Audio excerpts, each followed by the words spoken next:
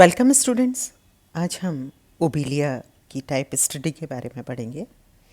Obelia is a typical sedentary marine and colonial hydroid होता है। Obelia जैसे कि आपने देखा फाइलम सिलेंट्रेटा का सदस्य है और कैसा होगा, ये सेडेंटरी होगा, समुद्र में पाए जाने वाला, कॉलोनी में रहने वाला हाइड्रोइड होता है।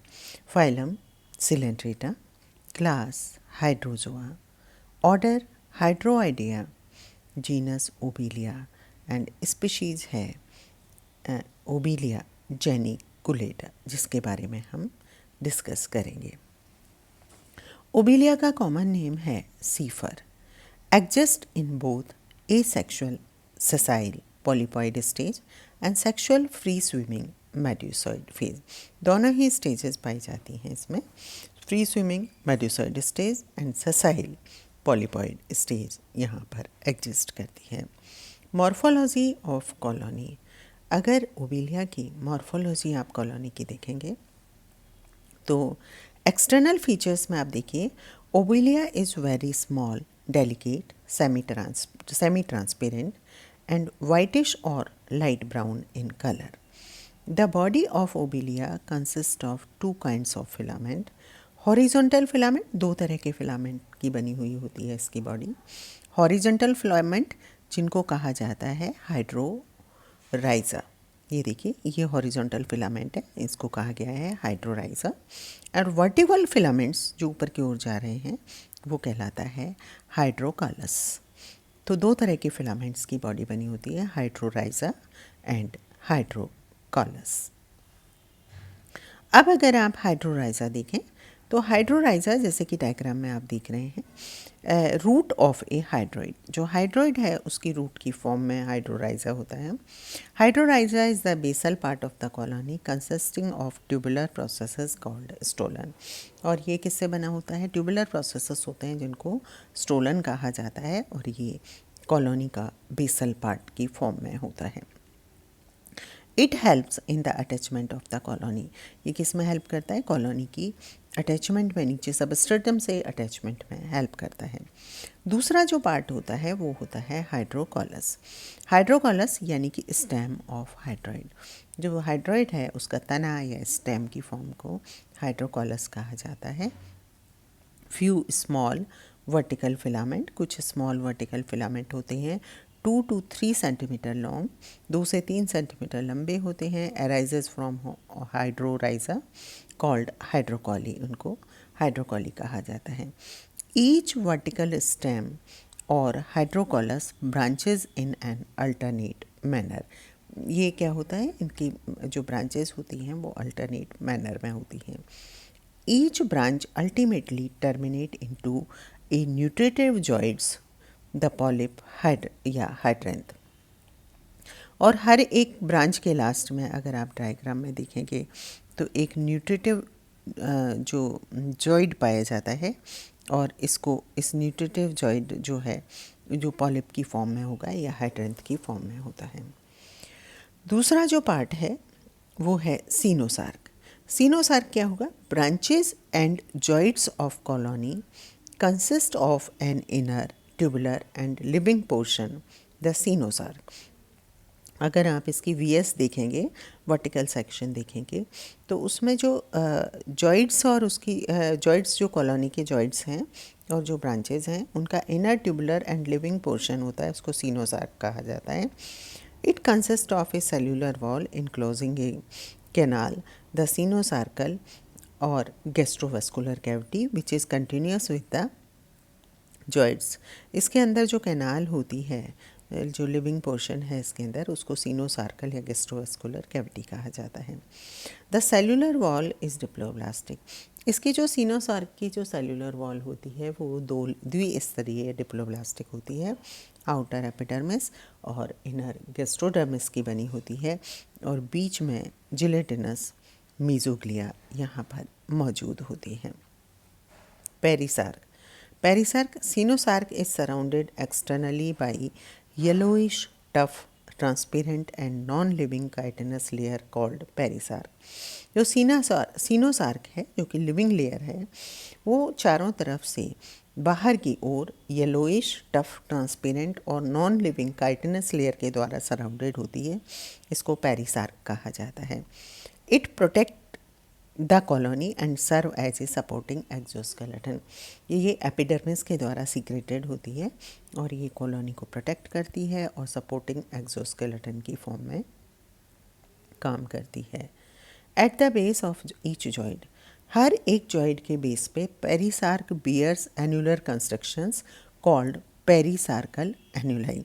यहाँ पे देखिए आप, ये पेरिसार्क है, इसके ये आप देख रहे हैं, ये जो रिंग लाइक स्ट्रक्चर्स हैं इनको पेरिसार्कल एनुलाई कहा जाता है। एनुलर कंस्ट्रक्शंस यहाँ पर उसके बेस पे पाए जाते हैं। Perisarc provide rigidity to the colony. ये जो पेरिसार्क है, जो आउटर मोस्ट लेयर है, और ये आप देख रहे हैं, ये लिविंग सेल्स जो दिखाई दे रही हैं ये सीनोसार्क है।